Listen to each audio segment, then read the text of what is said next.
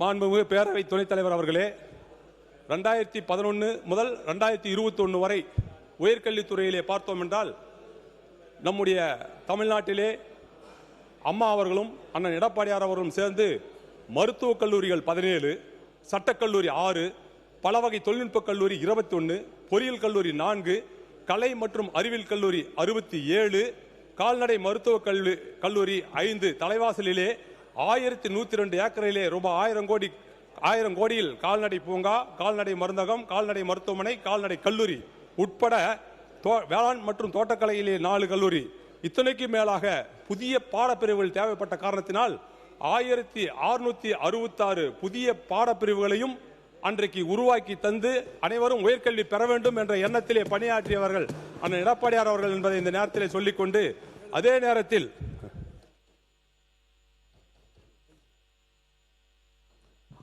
நேரத்தில் மோகனூர் மற்றும் தருமபுரி மாவட்ட கூட்டூர் சர்க்கரை ஆலையிலே சுயநிதி கல்லூரியாக பல வகை தொழில்நுட்ப கல்லூரி செயல்பட்டுக் கொண்டிருந்தது. அதில் கட்டணம் பார்க்கின்ற பொழுது 18,000 முதல் 20,000 வரை மாணவர்கள் செலுத்தக்கூடிய சூழல் இருந்தது. அதையும் மாற்றி அரசு கல்லூரியாக மாற்றி அதற்கு வேண்டிய அத்தனை பொருட்களும் வழங்கியது, அதற்கு தேவையான நிதி ஒதுக்கியது அதிமுக ஆட்சி. அதே போல 41 உறுப்பு கல்லூரிகள், அந்த 41 உறுப்பு கல்லூரியிலும் ஆர்ட்ஸ் கலை மற்றும் அறிவியல் கல்லூரியை படிக்கக்கூடிய மாணவர்கள் கட்டணம் 10,000 கட்ட வேண்டும். அதை இன்றைக்கு மாற்றி அதை அரசு கல்லூரியாக மாற்றி கட்டணம் இல்லாமல் படிக்கை செய்ததும் அதிமுக ஆட்சி என்பதை இந்த நேரத்தில் சொல்லி, அதே போல இன்றைக்கு 2019-20 all India survey of higher education அந்த ரிப்போர்ட்டை பார்த்தீங்கன்னா, ஆல் இந்தியா லெவலுக்கு மாணவருடைய சேர்க்கை 27.1%. நம்முடைய தமிழ்நாடு 51.4% பெற்று முதன்மை இடத்தை பெற்றிருக்கிறது என்பதை இந்த நேரத்தில் பெருமையோடு சுட்டிக்காட்ட கடமைப்பட்டிருக்கின்றேன். அதோடு மட்டுமல்ல, தேசிய கல்விக் கொள்கை 2020 படி மத்திய அரசானது 50% மாணவர்களை சேர்க்க வேண்டும், அதற்காக 2035 வரை நிர்ணயம் செய்திருக்கிறார்கள். ஆனால் 2019-20 தமிழ்நாடு இன்றைக்கு 51.4% பெற்றிருக்கிறது என்பதை இந்த நேரத்தில் நான் பெருமையோடு சுட்டிக்காட்ட கடமைப்பட்டிருக்கின்றேன். அதோடு மட்டுமல்ல, இன்றைக்கு பள்ளி கல்வியிலே மாண்புமிகு உயர்கல்வித்துறை அமைச்சர் சுருக்கமா பதில் சொல்லுங்க. மாண்புமிகு பேரவைத் தலைவர் அவர்களே,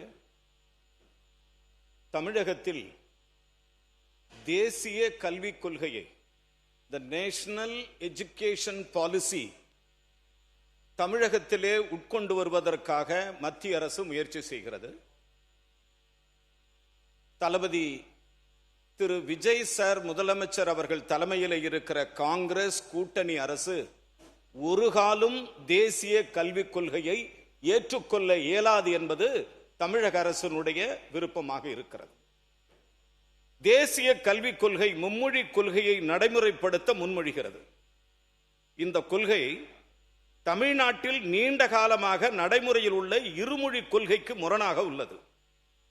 தமிழ்நாடு தமிழ் மற்றும் ஆங்கிலம் ஆகிய இருமொழிகளை கொண்ட இருமொழி கொள்கையை தொடர்ந்து பின்பற்றி வருகிறது. இந்த கொள்கை கல்வியை அனைவருக்கும் எளிதாக அணுகுவதற்கும் வழிவகுத்துள்ளது. மாணவர்கள் மீது கூடுதல் மொழி சுமையை ஏற்படுத்தாமல் மொழி சமத்துவத்தையும் உறுதி செய்துள்ளது. எனவே தேசிய கல்விக் கொள்கையில் முன்மொழியப்பட்டுள்ள மும்மொழி கொள்கை மாநிலத்தின் கல்விக் கொள்கை வகுக்கும் அதிகாரத்திலும் நீண்ட காலமாக நடைமுறையில் உள்ள மொழி கொள்கையிலும் தலையிடுகிறது. எனவே மொழி கல்வி என்பது அடிப்படையில் பல்வி கல்வியுடன் தொடர்புடையது. எனவே ஒவ்வொரு மாநிலமும் தங்களது கல்வி சூழல் மொழியியல் தன்மைகளுக்கு ஏற்ப மொழி கொள்கையை தீர்மானிக்கும் முழு அதிகாரத்தை தக்க வைத்துக் கொள்ள வேண்டும் என்பது தமிழ்நாட்டின் நிலைப்பாடாகும். எனவே மத்திய அரசு கொண்டு வருகிற தேசிய கல்விக் கொள்கையை தமிழக அரசு ஏற்கவில்லை என்பது எங்களது நிலைப்பாடு. மாண்புமிகு உறுப்பினர் அவர்களே,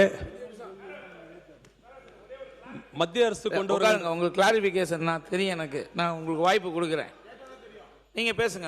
மாண்புமிகு பேரவை துணைத் தலைவர் அவர்களே, இன்றைக்கு உயர்கல்வியிலே மாணவர் சேர்க்கை இந்த அளவிற்கு உயர வேண்டும் என்றால் பள்ளி கல்வியிலே கவனம் செலுத்த வேண்டும்.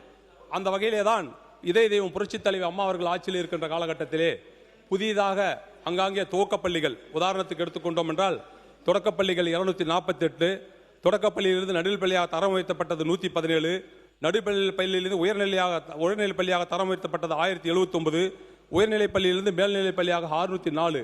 இத்தனை பள்ளிகளை தரம் உயர்த்ததுக்கு காரணம் முன்னாள் அமைச்சர் கோவை செலியன் அவர்கள் குறிப்பிட்டது போல 1 கிலோமீட்டருக்கு மிகாமல் ஒரு பள்ளின்ற தகவலை சொன்னார். அதனால நான் மறுபடியும் அதுக்குள்ள போல. அப்படி பண்ணதோடு மட்டும் இல்லாமல் அம்மாவுடைய ஆட்சி காலத்தில் நீங்க எடுத்து பார்த்தீர்கள் என்றால் அந்த விதிகளை எல்லாம் தளர்த்தி எங்கெங்கு பள்ளி தேவைப்படுகிறதோ அங்கெல்லாம் விதிகளை தளர்த்தி கொடுத்தவர் இதய தெய்வம் புரட்சித் தலைவர் அம்மா அவர்கள் இந்த நேரத்தில் சொல்லிக்கொண்டு, அதே போல இடைநிறுத்தலை தவிர்க்க வேண்டும் என்று ஒரு தொலைநோக்கு பார்வையோடு 14 வகையான பொருட்கள் மிதிவண்டி, லேப்டாப் முதல் கொண்டு வழங்கியதும் இதய தெய்வம் புரட்சித் தலைவர் அம்மா அவர்கள். அதோடு மட்டுமல்ல, ஓராண்டு படிக்கின்ற மாணவன் தேர்ச்சி பெறவில்லை என்றால் அடுத்த ஆண்டு வரை வீட்டில் இருந்தால் அவன் கல்வி கற்பதற்கே நிறுத்தி விடுகிறான் என்பதால் உடன் தேர்வு என்ற ஒரு தேர்வை கொண்டு வந்தவரும் இதய தெய்வம் புரட்சித் தலைவர் அம்மா அவர்கள். ஆக இப்படி பள்ளிக்கல்வி மீது தனி அக்கறை கொண்டு அதுக்கு தேவையான கட்டமைப்புகள் எல்லாம் கொடுத்ததன் காரணமாக தான் இன்றைக்கு பள்ளிக்கல்வியிலே இதய தெய்வம் புரட்சித் தலைவர் அம்மா அவர்கள் அனைவரும் +2 முடிக்கின்ற வாய்ப்பை உருவாக்கி தந்தார்கள். அதே நேரத்தில் கொரோனா தொற்று நம்முடைய தமிழகத்தில் வந்தபோது பள்ளிகள் மூடப்பட்ட காலத்திலும் கல்வி தொலைக்காட்சி மற்றும் இணையவழி கற்றல் மூலம் மாணவர்கள் கல்வி தொடர்ச்சியாக வழங்கப்பட்டதும் இதய தெய்வம் புரட்சித் தலைவர் அம்மாவுடைய தலைமையில் அமைந்த அண்ணன் எடப்பாடியார் ஆட்சி. அதே போல இன்றைக்கு மாணவர்களுடைய சூழ்நிலையை கருதி ஆல் பாஸ் செய்ததும் அண்ணன் எடப்பாடியார் அவர்கள் என்பதை இந்த நேரத்தில் சொல்லி இன்றைக்கு அது போல பல்வேறு வகையிலே இன்றைக்கு நம்முடைய உயர்கல்விக்கும் பள்ளிக்கல்விக்கும் புரட்சித் தலைவர் அம்மா அவர்கள் எடப்பாடியார் சொல்லுவார். பள்ளிக்கல்வித்துறை மானிய கோரிக்கை யாரும் ரெக்கமெண்ட்லாம் பண்ண வேணாம், இல்ல டைம் தெரியும். பள்ளிக்கல்வித்துறை மானிய கோரிக்கையில் பக்கம் 6 பள்ளிகள், ஆரம்ப பள்ளி, உதவி பெறும் பள்ளிகள், தனியார் பள்ளிகள் என்று 57,566 பள்ளிகள் இருக்கிறது. பக்கம் 14 தொடக்கப்பள்ளி 1 to 5, நடுநிலைப்பள்ளி 1 to 8 37,832 பள்ளிகள் என்று குறிப்பிடப்பட்டிருக்கிறது. ஆக அதில் உயர்நிலைப்பள்ளி மேல்நிலைப்பள்ளி நிலைமை என்ன, இதில் எந்த புள்ளி விவரம் சரியாக இருக்கும் என்பதை மாண்புமிகு அமைச்சர் அவர்கள் தெரியப்படுத்த வேண்டும் என்று இந்த நேரத்தில் கேட்டுக்கொண்டு,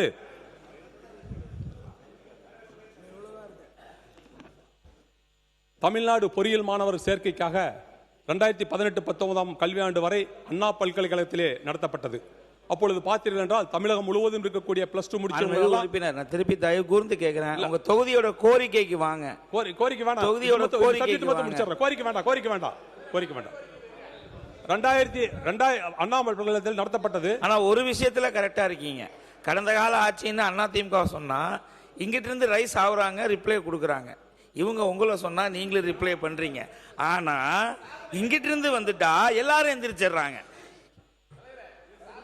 இல்ல சாதனை தான். இல்ல அண்ணா உங்க ஒற்றுமையை பாராட்டுறேன், வேற ஒண்ணும் இல்ல. அண்ணா பல்கலைக்கழகத்துக்கு தமிழகம் முழுவதும் இருக்கக்கூடிய மாணவர்கள் வருவதையும் மாணவிகள் வருவதையும் மாற்று வழி இல்லையா என்று அன்றைய முதலமைச்சர் அண்ணன் எடப்பாடியார் கேட்டபோது, தொழில்நுட்ப கல்வி இயக்கம் மூலமாக டோட் மூலமாக அதை நாம் எடுத்து நடத்தலாம்.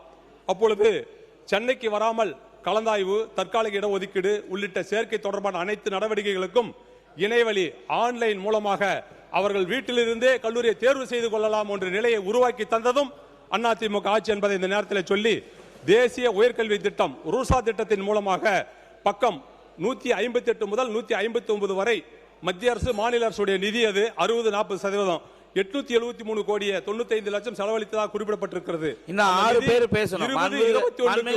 இன்னும் ஒரு 6 பேர் பேசணும். 6 மானிய கோரிக்கை இருக்கு. சட்டமன்ற உறுப்பினர் நேரத்திலே நீங்கள் இருங்க தெரியும், பார்த்துட்டு இருக்கேன். ரெண்டு சப்ஜெக்ட் சீக்கிரம் முடிங்க. 2 சப்ஜெக்ட் மொத்தம். கடந்த 5 ஆண்டு காலமாக ரூசா திட்டத்தின் மூலமாக நிதி பெறப்பட்டதா என்பதை அமைச்சர் பதிலுரையில் சொன்னால் போதும். அதே போல கல்லூரி கல்வி இயக்கத்திலே உயரிய பதவியாக பேராசிரியர்கள் என்று கிடைத்தது ஒரு பதவி. அந்த பதவி இன்றைக்கு IAS அதிகாரி போடப்பட்டிருக்கிறது. ஆக பேராசிரியர்களுக்கு உண்டான அந்த உரிமையை இந்த அரசு செய்யுமா என்பதையும் இந்த நேரத்தில் கேட்டுக்கொண்டு, அரசு உதவி பெறும் கல்லூரி CAS பணி மேம்பாடு வழங்கப்படவில்லை. அரசு கல்லூரிகளுக்கு பணி மேம்பாடு வழங்கப்பட்டிருக்கிறது. ஆக அரசு உதவி பெறும் கல்லூரிகளுக்கு வழங்கப்படுமா என்பதையும் கேட்டுக்கொண்டு, இன்றைக்கு பல்கலைக்கழகம் எத்தனை துணைவேந்தர் காலியாக இருக்கிறது என்பதை அமைச்சர் அவர்களே சொன்னார். அதை உடனடியாக நிரப்ப வேண்டும். காரணம் என்னன்னா, பிஜியில் சேர்றதுக்கு சீக்கிரம் வரல. கிரேட் 1 கிரேட் 2 கல்லூரிகளுக்கு பிரின்சிபால் இல்ல, அதையும் உடனடியாக நிரப்ப வேண்டும் என்று இந்த நேரத்தில் கேட்டுக்கொண்டு, மாண்புமிகு இன்றைக்கு உயர்கல்வித்துறை டிஆர்பியில் பணிசுமை ஜாஸ்தி. சீக்கிரம் பேசுங்க. உட்காருங்க. நம்ம உயர்கல்வித்துறை மூலமாக கொடுக்கக்கூடிய தேர்வு செய்வதில்லை. ஆகவே அண்ணன் எடப்பாடியார் அவர்கள் இருக்கும்போது Harb higher education recruitment board என்று ஒன்று ஃபைல் மூவ் ஆச்சு. அந்த ஃபைலுடைய நிலைமை ஏன் மூலியமா என்ன பத்தி பேசுங்க, ஏன் மூலியமா தான் கருத்துக்கள் இங்கிட்டு போகணும். நீங்க ரெண்டு பேரும் பேசினா இங்கே இருக்கிறதுக்கு அர்த்தம் இல்லாம போயிடும். கருத்துக்கள் இங்கிட்டு இருந்து இப்படி வந்து தான் போகணும். அந்த கல்லூரியினுடைய உதவி பேராசிரியர் பணிகளை வேகமாக நிரப்பலாம் என்றதை இந்த நேரத்தில் சொல்லி 56 மூலமாக கௌரவ விரிவாளர்களுக்காக 1146 பணிகளை அன்றைக்கு வழங்குவதற்காக உத்தரவிடப்பட்டது. மிகு உறுப்பினர் நன்றி சொல்லி முடிங்க, நன்றி சொல்லி முடிங்க, தயவு செய்து நன்றி சொல்லி முடிங்க.